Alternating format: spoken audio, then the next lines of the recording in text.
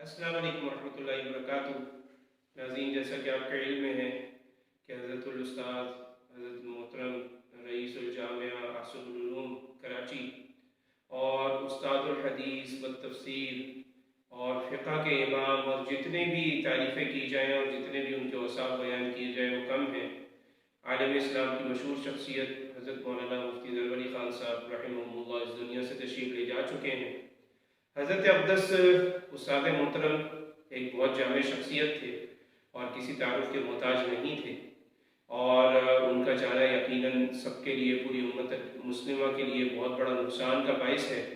اور ہم دعا گو ہیں کہ اللہ تعالیٰ ہمارے اس زخم پر مرہم رکھے اور ہمارے سینے کو ٹھنڈا فرمائے اور ہمیں صبر جمیل نصیب فرمائے۔ تو ایک حضرت کا بہت ایک مشہور خواب ایک وائرل ہو رہا ہے، تو ہم آج اس ٹاپک پہ بات کریں گے کہ وہ خواب، جس طرح حضرت شیخ نے فرمایا کہ مجھے باقاعدہ طور پہ خواب کے اندر زیارت ہوئی ہے، اور یہ خواب صرف وفات سے حضرت کی 6 دن پہلے کا خواب ہے، 6 سے 7 دن قبل کا، اور اس خواب میں حضرت مختلف قسم کی باتیں بتا رہے ہیں اور فرما رہے ہیں کہ مجھے جنت دکھائی گئی، اور مجھے جو ہے قرآن مجید کے حوالے سے دکھایا گیا کہ ایک بہت خوبصورت آدمی قرآن مجید کی صورت میں کھڑا ہوا ہے، اور ایک شخص جو ہے وہ خوبصورت کھڑا ہوا ہے نماز کی شکل میں، کیونکہ ہمارے حضرت الاستاد نے ہمیں یہ بات دور حدیث کے ساتھ بھی بتائی تھی، کیونکہ ہم نے ان سے بخاری شریف اور ترمذی شریف پڑھی ہے۔ تو حضرت فرمایا کرتے تھے کہ کبھی بھی زندگی کے اندر ایسا موقع نہیں آیا کہ کبھی فجر کی اذان ہوئی ہو اور مجھے کسی نے اٹھا کے بولا گیا ہو کہ کہا ہو کہ آپ فجر کی نماز پڑھ لیں، کبھی بھی ایسا نہیں ہوا، بلکہ ہمیشہ جب بھی فجر کی اذان ہوئی میں باقاعدہ طور پہ اپنے سارے ذکر، اذکار، تہجد وغیرہ ہر چیز سے فراغت کے بعد بالکل مصلی کے اوپر الٹ بیٹھا ہوتا تھا، اور فجر کی اذان ہمیشہ میں نے مصلی کے اوپر سنی۔ فرمایا بیماریوں کے دن میں بھی میں نے جو ہے اپنے کمرے کے اندر جو ہے وہ یعنی اذان، فجر کی اذان کو میں باقاعدہ طور پہ جاگنے کی حالت میں سنا کرتا تھا، کبھی بھی ایسا نہیں ہوا کہ میں سو رہا ہوں اور فجر کی اذان ہو گئی اور مجھے پتہ نہ لگا ہو، کبھی زندگی میں ایسا نہیں ہوا۔ تو یقیناً تو فرمایا کہ یہ کون ہے؟ فرمایا یہ فجر کی نماز ہے، کیونکہ آپ نے کبھی فجر کی نماز کبھی قضا نہیں کی۔ اور بھی حضرت شیخ نے بہت زیادہ باتیں فرمائی، اور فرمانے کے بعد یہ فرمایا کرتے تھے کہ میں یہ ریاکاری کے لیے نہیں بتا رہا، تم میرے طلبہ ہو، میرے بیٹوں کی طرح ہو، اور میں نے تم سے کیا لینا ہے، تم مجھے کیا دے سکتے ہو، تم مجھے کچھ نہیں دے سکتے، میں صرف یہ بات اس لیے بتاتا ہوں کہ اپنی زندگی کو بھی اس طرح ڈھالو، میں تمہارا استاد ہوں اور استاد کو فالو کرنا چاہیے، استاد اس قابل ہے کہ اس کو فالو کیا جائے۔ تو یقیناً حضرت کی بہت بڑی بڑی باتیں تھیں، اور حضرت نے فرمایا خواب کے آخر میں جب بیان فرمایا کہ اگر ایسا ہو جائے تو بہت ہی مزہ آ جائے، اور 6 سے 7 دن کے بعد یہ سارا واقعہ رونما ہوا اور حضرت کی وفات ہو گئی۔ ہم اللہ پاک سے یہی امید رکھتے ہیں جو حضرت کو خواب کے اندر دکھایا گیا وہ بالکل سچ ہوا ہو، اور اللہ تعالیٰ ہمارے استاد محترم کو جنت الفردوس میں اعلیٰ مقام نصیب فرمائے۔ اور یہ نئی بات نہیں ہے، ہمارے جتنے بھی بڑے بڑے اکابر گزرے ہیں، آپ کتابیں اٹھا کے دیکھ لیں، تفصیل کا وقت نہیں ہے، اکثر و بیشتر نے خواب کی بات پہلے بتائی اور اپنے وفات کی خبر کا ہنٹس، اور یعنی وفات کی خبر کے بارے میں کچھ اشارے دے دیے کہ بھئی یہ اشارے ہوں گے۔ ایک بہت بڑے اللہ والے تھے، انہوں نے باقاعدہ طور پہ فرمایا کہ بھئی پیر والے دن کہاں ہوں گے، پیر والے دن کہیں نہیں جانا، چھٹی کر لینا کیونکہ کوئی کام پڑ سکتا ہے، اور پیر والے دن ان کی وفات ہو گئی۔ ایسے کئی ہزاروں واقعات ہیں۔ ایک عالم دین جو ہے وہ نماز کے اندر ان الابرار لفی نعیم یہ کثرت سے پڑھتے رہے اور جا کے چلے گئے، یعنی قرآن مجید کی آیت ہے جس میں فرمایا کہ نیک لوگ جو ہے وہ نعمتوں میں ہوں گے قیامت والے دن۔ تو یقیناً وہ ایسی نعمت ملی کہ وہ گئے اور ان کا انتقال ہو گیا۔ بہت سارے افراد ہیں، انہوں نے قرآن مجید کی ایسی آیات سنی، اس کے بعد وہ دنیا سے چلے گئے۔ تو بتانے کا مطلب یہ ہے کہ بے تحاشا ایسے واقعات ہمارے سامنے ہیں کہ اللہ والوں کو باقاعدہ طور پہ پتہ لگ جایا کرتا ہے، ان کو کچھ ایسے اشارے ملتے ہیں کہ اب دنیا سے جانے کا وقت ہے۔ حضرت الاستاد کی ابھی چند ماہ قبل کی ایک ویڈیو جو کہ وائرل ہوئی تھی، جس میں وہ خود اپنے بیٹے کا نام لے کے فرما رہے تھے کہ میں نے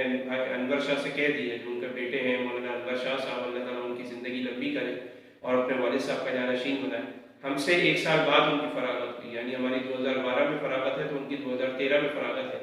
تو ان کا نام لے کے فرمایا کہ میں نے اس کو کہہ دیا کہ بھئی اب زندگی ختم ہونے والی ہے، آگے کا سفر طویل ہے۔ تو دیکھیں اللہ والے اس طریقے کی باتیں کر کے لوگوں کو آگاہ کر دیتے ہیں کہ بھئی ہم جا رہے ہیں، اب تو سدھر جاؤ، ہماری بات ہم ہمیشہ نہیں ملیں گے۔ یقیناً یہ ایسا نقصان ہے کہ اگر ہزاروں سال بھی یعنی ہم حضرت شیخ جیسا کوئی علمی شخصیت ڈھونڈنے کی کوشش کریں تو یقیناً ہمیں نہیں ملنے والی، بالکل نہیں ملنے والی۔ حضرت شیخ کا حافظہ، حضرت شیخ کی فقاہت، حضرت شیخ کی کتابوں کے اوپر عبور حاصل ہونا، کئی کئی کتابیں ازبر یاد، اشعار کی کتابیں ازبر یاد، عربی کتب ازبر یاد، بڑی بڑی باتوں کے اوپر جو ہے وہ ائمہ حرمین کو حیران کیا، بڑی بڑی باتوں کے اوپر ام القری یونیورسٹی کے واقعات سنائے، اور مدینہ یونیورسٹی کے ائمہ جو امام ہیں مسجد نبوی شریف کا ائمہ ہے، ان کے ساتھ کیا مکالمے ہوئے، ان کو کس طرح حیران کیا، اور اسی طرح پوری دنیا کے اندر جہاں جہاں حضرت شیخ سے لوگ ملنے آئے یا رابطے میں آئے تو کیا کیا سوالات ہوئے، حضرت شیخ نے ان کی کیا جواب دیے۔ یقیناً یہ سب حضرت شیخ کی تعلیمات ہیں جو انٹرنیٹ پہ الحمدللہ بہت سہولت سے موجود ہیں۔ پھر حضرت شیخ نے جس طریقے سے ڈیجیٹل کیمرے کے اوپر جواز کی ایک صورت بنائی، یقیناً پہلے وہ بڑی سختی تھی، تو انہوں نے کہا کہ اس کی افادیت کا انکار نہیں کیا جا سکتا، اور خدشہ ہے اس بات کے اوپر کہ اب یعنی آنے والی نسل یہ نہ کہے کہ ہمیں بہت پیچھے کر دیا، تو فرمایا کہ یہ چیز جو ہے ہم نے اسی لیے رائج کی اور اسی طرح یہ کیا ہم نے کہ تاکہ پوری دنیا کے اندر جو چیز چل رہی ہے ہماری تعلیمات عام ہوں۔ یقیناً ہوئی، بالکل ہوئی، مسجد کے اندر باقاعدہ طور پہ دور ایک ڈیجیٹل کیمرہ لگا دیا گیا، جس سے لوگ براہ راست حضرت کو لائیو بھی دیکھا کرتے تھے، جمعہ بیان میں بھی اور مختلف قسم کی دروز میں، جس سے حضرت شیخ کا جو فیض جو ہے اور زیادہ عام ہوا۔ تو ہماری اللہ رب العزت سے دعا ہے کہ اللہ رب العزت حضرت شیخ کے فیض کو عام اور تام فرمائے، اور ہم جو ان کے روحانی بیٹے ہیں اور پوری دنیا کے اندر کے جو مسلمان ہیں ان کو اللہ تعالیٰ اتباع شریعت پہ چلائے اور ہمیں ان کے مشن کو آگے سے آگے لے جانے کی توفیق عطا فرمائے۔ وآخر دعوانا الحمدللہ رب العالمین۔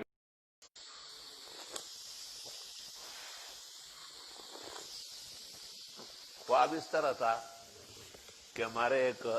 اہل دنیا ہے اور وہ مجھے کہتا تھا کہ اچھی طرح کتابیں دیکھو اور مجھے عذاب قبر سے چھڑا دو،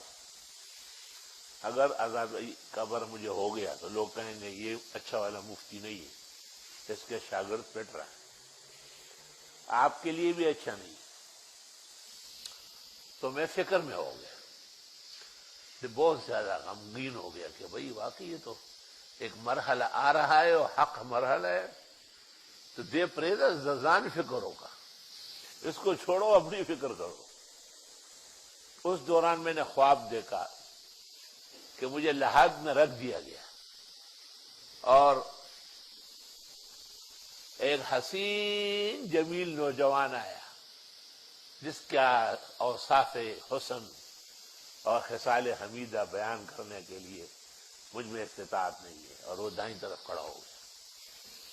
تھوڑی دیر نہیں گزری تھی کہ اس جیسے لیکن ان سے بہت زیادہ توانا اور بہت زیادہ شان و شوکت والا وہ آیا اور اس نے ایسے ہاتھ سے اشارہ کیا کہ پیروں کے پاس کھڑے ہو جاؤ، اور خدا کے یہاں کھڑے ہو گئے، اور اتنے میں منکر نکیر داخل ہوئے۔ تو یہ جو بعد میں آیا انہوں نے ان سے کہا کہ بس دے دو کاغذ اس لے لیے اور جوابات لکھ دیے، ان کو کہا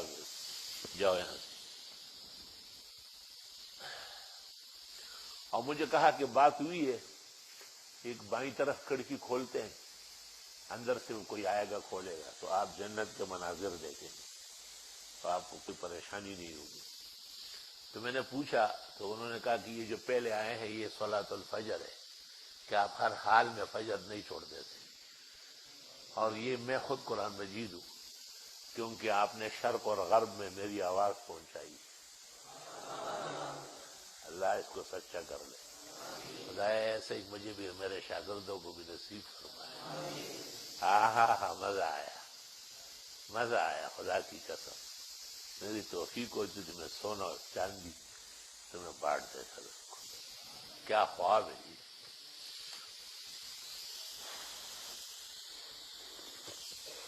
اور اس طرح بھی کہا کہ مالک العرش نے پہلے فیصلہ یہی کیا تھا کہ بس یہ نماز فجر جائے اور چھڑا لے، اور پھر کہا کہ فوراً اللہ بزرگ برتر کا حکم ملا کہ نہیں تم خود چلے جاؤ، تو اس لیے ہم دونوں آئے۔ قرآن میں بعد میں دیکھا کہ حضرت اقدس امام الحسن مولانا انور شاہ صاحب نے طبرانی کے حوالے سے لکھا ہے کہ صلوات جو ہے یہ دائیں طرف کھڑی ہوگی، زکوات بائیں طرف، صدقات پیروں کی طرف